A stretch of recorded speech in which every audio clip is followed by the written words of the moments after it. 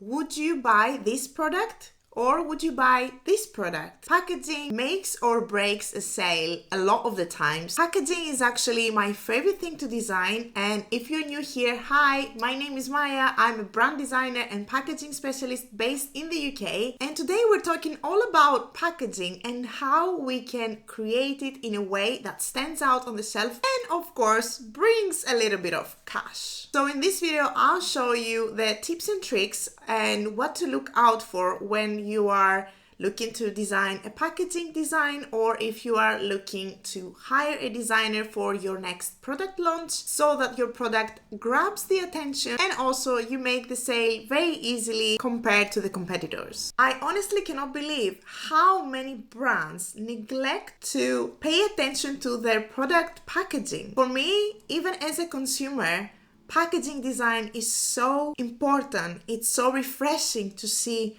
really cool ideas, something that stands out on the shelf, something that I might want to keep the actual packaging even when I run out of the product inside, something that I want to buy to give to someone, something that I'm looking to give to someone, but then because I love the packaging so much, I'm actually buying a second one for me. To me, packaging is all about the feeling when I'm grabbing it from the shelf or when I'm opening the parcel and I'm receiving something from an e-commerce. So I am here today to share my knowledge and expertise with you about packaging. Packaging is not just about protecting your product, although that's a really important factor. It's actually a very crucial part of your brand identity if you have a brand that sells physical product, and you should never neglect your packaging design and how it looks, how it feels, how it makes someone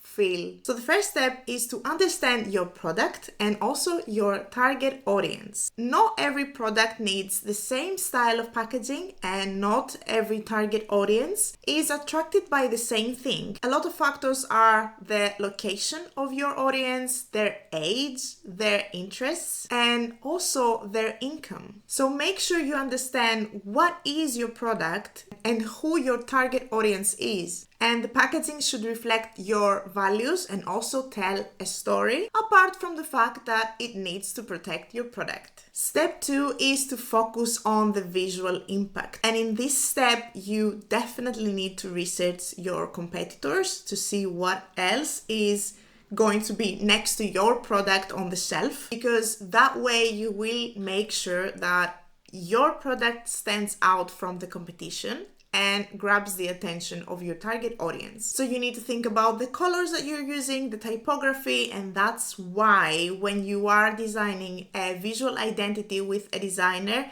you need to mention that you are planning to launch physical products, because that way the designer knows exactly what they are designing for, and the choice of the typography and the colors and everything else will align with your future plans of launching physical products on the shelf that will stand out from your competition. The packaging should tell a story and should follow your values and your mission and your goals, and it should grab the attention of your audience so that they just grab it from the shelf and go straight to the till. Number 3 is the functionality of it. Many brands skip that part and just make a really eye-catching, pretty, different packaging, but then when it comes to functionality, it's really tricky for their customer, and that will affect the trust and that will affect their repeat purchases as well. For example, you get something really cool and you try to open it and it says open here, but then when you go to open there, the cutout or the flap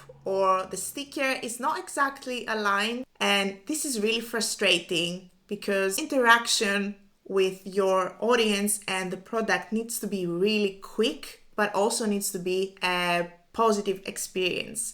So functionality is really key. Make sure that you pay attention to all the different things, the perforated lines, the adhesives that you need to use at the end, all the text that will need to go to all the different spots on the packaging to explain that you need to peel here, you need to open here, you need to cut here. If it's resealable, which is something really useful for many people. So while aesthetics are really important, functionality, I think, wins the game at the end of the day and should definitely not be overlooked. Your packaging needs to be durable, easy to open. If it's resealable, easy to reseal, and needs to have clear instructions as to how you use it and how you actually get the product out. So really make sure that your packaging enhances the customer experience and it doesn't damage it. There are so many other things that we need to keep an eye on when we are designing or finalizing a packaging design.